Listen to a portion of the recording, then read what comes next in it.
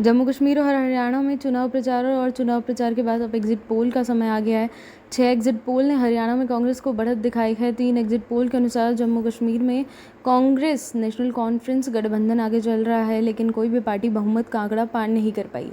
10 साल के अंतराल के बाद 3 चरणों 28 सितंबर, 25 सितंबर और 1 अक्टूबर में 90 निर्वाचन क्षेत्रों के लिए हुए विधानसभा चुनावों के बाद जम्मू कश्मीर में नई सरकार बनने जा रही है। हरियाणा में मतदान हुआ।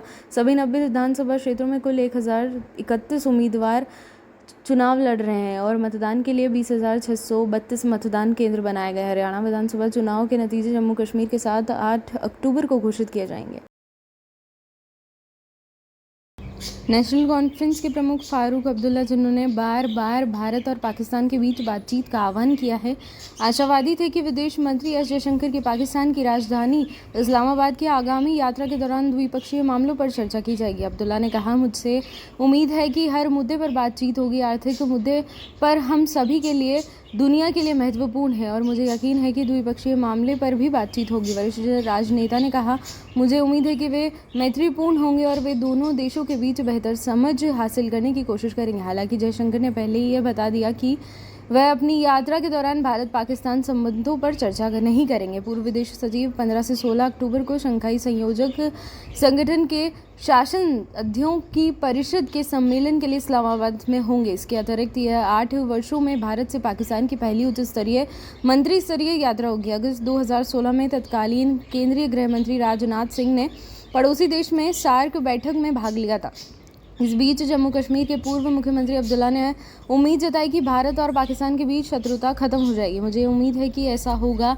कोई नहीं कह सकता कि वहाँ क्या होगा, लेकिन मुझे उम्मीद है कि और प्रार्थना है कि शत्रुता खत्म हो जाएगी और दोनों देशों के बीच बेहतर संबंध होंगे। उन्होंने कहा, हाल ही में पाकिस्तान के रक्षा मंत्री ख्वाजा आसिफ ने कहा कि जम्मू कश्मीर में अनुच्छेद 370 पर इस्लामाबाद की स्थिति वही है जो कांग्रेस नेशनल कॉन्फ्रेंस गठबंधन द्वारा ली गई है, जिसने इसे बहाल करने का आह्वान किया है। प्रधानमंत्री नरेंद्र मोदी ने ठाणे में 32,800 करोड़ रुपए की विभिन्न परियोजनाओं का उद्घाटन किया, जिसमें Thane integral ring metro rail परियोजना और एलिवेटेड इंटर्न फ्रीवे एक्सटेंशन शामिल है। इस कार्यक्रम में मुख्यमंत्री एकनाथ शिंदे और उप मुख्यमंत्री देवेंद्र फडणवीस मौजूद थे। क्षेत्र में शहरी गतिशीलता को बढ़ावा देने के लिए एक बड़े कदम के रूप में प्रधानमंत्री ने लगभग 14,120 करोड़ रुपए की लागत वाली मुंबई मेट्रो लाइन 3 के BKC से आरए JVLR खंड का उद्घाटन किया। यह मुंबई शहर और उपनगरों के बीच आवागमन को बेहतर बनाने के लिए एक प्रमुख सार्वजनिक परिवहन परियोजना है। पूरी तरह से चालू लाइन 3 से प्रतिदिन लगभग 12 लाख यात्रियों को सुविधा मिलने की उम्मीद है। उन्होंने ठाणे में एक कार्यक्रम में Navi Mumbai airport influence notified area परियोजना की आधारशिला भी रखी। Thane integral ring metro rail परियोजना का निर्माण लगभग 12,200 करोड़ रुपए की लागत से किया गया। परियोजना की कुल लंबाई 29 किलोमीटर है, जिसमें 20 एलिवेटेड और 2 भूमिगत स्टेशन है। पीएम मोदी ने कहा कि ठाणे और मुंबई में अनावरण की गई परियोजना ऐतिहासिक पहचान होगी। उन्होंने कहा, मैं ठाणे में श्री कोकिलेश्वर, छत्रपति शिवाजी महाराज और डॉक्टर अंबेडकर की पूजा करता हूं। उन्होंने कहा, यह बहुत काम था क्योंकि हमें विकास पर ध्यान केंद्रित करना था और साथ ही कांग्रेस से निपटना था। पीएम मोदी ने ठाणे और मुंबई में बुनियादी ढांचा परियोजनाओं की एक लंबी सूची का उल्लेख किया। उन्होंने कहा कि सरकार मुंबई और ठाणे की छवि सुधारेगी। उन्होंने दावा किया कि कांग्रेस और महाविकास अघाड़ी जब भी मौका मिलेगा विकास कार्यों को रोकेंगे। उन्होंने बुलेट ट्रेन परियोजना जैसी योजनाओं को रोकने के लिए कांग्रेस को भी दोषी ठहराया। मोदी ने कहा, लोगों को उन लोगों को सत्ता से दूर रखना चाहिए जो विकास को रोक रहे हैं। मोदी ने हिमाचल प्रदेश सरकार द्वारा परिवारों से पानी और सीवेज कनेक्शन के लिए शुल्क लेने के कदम पर कटाक्ष करते हुए कहा, जब हम शौचालय बनाने की बात करते हैं तो कांग्रेस शौचालयों पर कर लेती है। पश्चिम बंगाल के दक्षिण 24 परगना जिले में दलदली भूमि में 10 वर्षीय लड़की का शव मिला, जिसके बाद स्थानीय लोगों ने पुलिस के खिलाफ हिंसक प्रदर्शन किया। लड़की शुक्रवार शाम से लापता थी और ग्रामीणों का आरोप है कि वह उसके साथ बलात्कार किया गया और उसकी हत्या कर दी गई। ग्रामीणों ने पुलिस पर उसकी प्रारंभिक शिकायत पर कार्यवाही नहीं करने का आरोप लगाया। शनिवार की सुबह जयनगर में लड़की का शव मिलने पर गुस्साई भीड़ ने पुलिस चौकी में आग लगा दी और पुलिस अधिकारियों पर पथराव किया। चौकी के बाहर कई वाहनों में भी तोड़फोड़ की गई, जिससे पुलिसकर्मियों को वहां से निकलना पड़ा। मौके पर मौजूद वरिष्ठ पुलिसकर्मियों को घेरने की कोशिश कर रही भीड़ को तितर-बितर करने के लिए बड़ी संख्या में पुलिस बल भेजा गया और आंसू गैस का इस्तेमाल किया गया। एक स्थानीय व्यक्ति के अनुसार लड़की के परिवार के सदस्यों ने इलाके की महिसमारी चौकी में प्राथमिकी दर्ज कराई, लेकिन पुलिस ने शिकायत पर तुरंत कार्रवाई नहीं की। एक अन्य ग्रामीण ने पिछली घटना से समानताएं बताई। जब आरजीकर अस्पताल में एक महिला डॉक्टर का शव मिला था तब पुलिस ने इसी तरह की कार्यवाही की थी। स्थानीय निवासी गणेश डोलोई ने कहा, हम तब तक अपना आंदोलन जारी रखेंगे जब तक कि हमारी नाबालिग बेटी के बलात्कार और हत्या के पीछे सभी को दंडित नहीं किया जाता। हम उन लोगों के खिलाफ भी कार्यवाही की मांग करते हैं जिन्होंने शिकायत पर देरी से प्रतिक्रिया दी, जिसके कारण उसकी मौत हो सकती थी। अगर पुलिस ने तुरंत कार्रवाई की होती तो लड़की को बचाया जा सकता था। हालांकि पुलिस का दावा है कि शिकायत मिलने पर तुरंत कार्रवाई की गई। उन्होंने कथित बलात्कार और हत्या से जुड़े एक आरोपी की गिरफ्तारी की सूचना दी। शुक्रवार रात 9 बजे एफआईआर दर्ज करने के बाद पुलिस ने कार्यवाही की और शुरुआती जांच के बाद आज सुबह एक आरोपी को गिरफ्तार कर लिया। जांच जारी है और हम मृतक के परिवार के साथ हैं। अधिकारी ने यह भी उल्लेख किया कि पुलिस चौकी में आगामी के महत्वपूर्ण दस्तावेजों को नष्ट करने में शामिल लोगों की पहचान की जाएगी और उचित कार्यवाही की जाएगी। सुप्रीम कोर्ट ने 15 फरवरी के अपने फैसले की समीक्षा की मांग करने वाली याचिकाओं को खारिज कर दिया है, जिसमें मोदी सरकार की गुमनाम राजनीतिक फीडिंग की चुनौती बॉन्ड योजना को रद्द कर दिया गया था।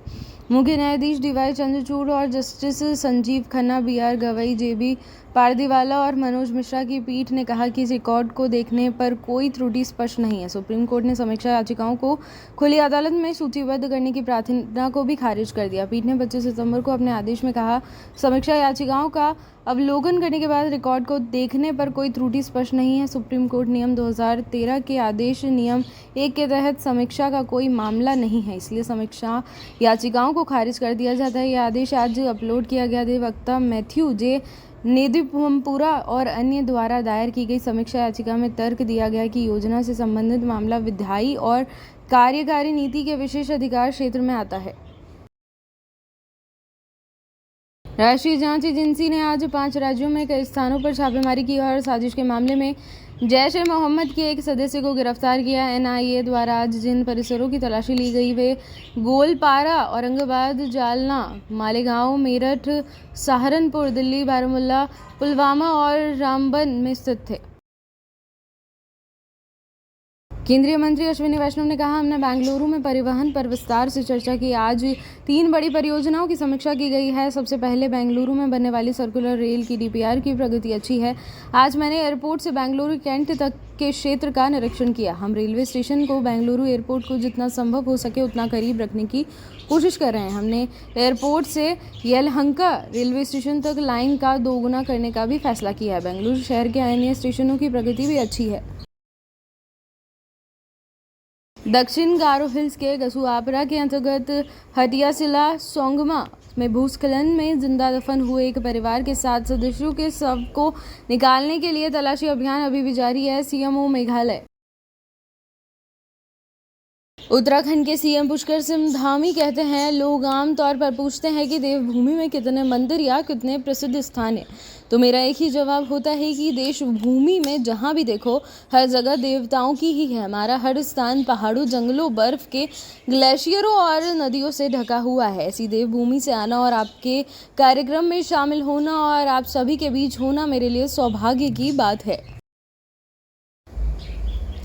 छत्तीसगढ़ के मुख्यमंत्री विष्णुदेव साय ने आज रायपुर के साइंस कॉलेज ग्राउंड में आयोजित एक समारोह में सशस्त्र सेना आउटरीच कार्यक्रम का उद्घाटन किया। आउटरीच कार्यक्रम के दौरान 1000 से अधिक सेवारत और सेवानिवृत्त रक्षाकर्मी भी मौजूद थे। एक सिग्नल ट्रेनिंग, जबलपुर के डेयर डेविल वाइफ राइडर्स के शानदार प्रदर्शन, दंतेवाड़ा के एनसीसी कैडेट्स और छात्रों के घुड़सवारी प्रदर्शन और grenadiers regiment centre, 39 Gorkha regiment centre और एक सिंगल ट्रेनिंग सेंटर जबलपुर के पाइप और ब्रॉस बैंड के शानदार प्रदर्शन से 8000 से अधिक दर्शक मंत्रमुग्ध हो गए। शक्तिशाली MI-17V5 हेलीकॉप्टर का फ्लाई पोस्ट, 6 से 8 गोरखा राइफल्स, एक असम और 50 पैरा ब्रिगेड के घातक प्लाटूनों द्वारा छापेमारी का प्रदर्शन और ड्रोन के प्रदर्शन ने दर्शकों में काफ़ी विस्मय और उत्साह पैदा किया। T-90 tank, infantry combat vehicle, AAD gun और इन्फेंट्री और स्पेशल फोर्स के हथियार